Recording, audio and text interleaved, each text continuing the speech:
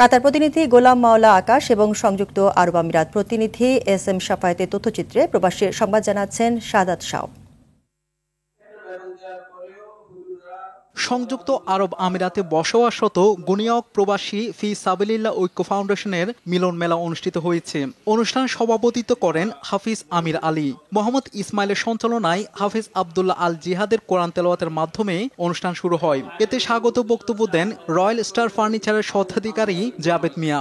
অনুষ্ঠানে আরও বক্তব্য দেন ইঞ্জিনিয়ার শহীদুল ইসলাম, আবদুল্লাহ আল মামুন, রফিউদ্দিন, মোবারক হোসেন, ইনসানুল হক, মাসুম মিয়া, নাসির তৌহিদ, মাসুম নজরুল। এ সময় বক্তারা বলেন, দলমত ভেদাভেদ ভুলে প্রবাসীদের স্বার্থ সুরক্ষায় এক হয়ে কাজ করতে হবে সবাইকে। কাতারে বাংলাদেশি আলোচিত উদ্যোক্তা ও প্রবাসী বাংলাদেশিদের কর্মসংস্থান সৃষ্টির কারিগর ইরফান উদ্দিনের ব্যবসায়িক প্রতিষ্ঠান জারক গ্রুপ কোম্পানির অফিস পরিদর্শন করেছেন কাতারে নিযুক্ত বাংলাদেশের রাষ্ট্রদূত মোহাম্মদ নজরুল ইসলাম। এ সময় আরও উপস্থিত ছিলেন কাতার বাংলাদেশ দূতাবাসের শ্রম কাউন্সিলর মোহাম্মদ মাসহুদুল কবির।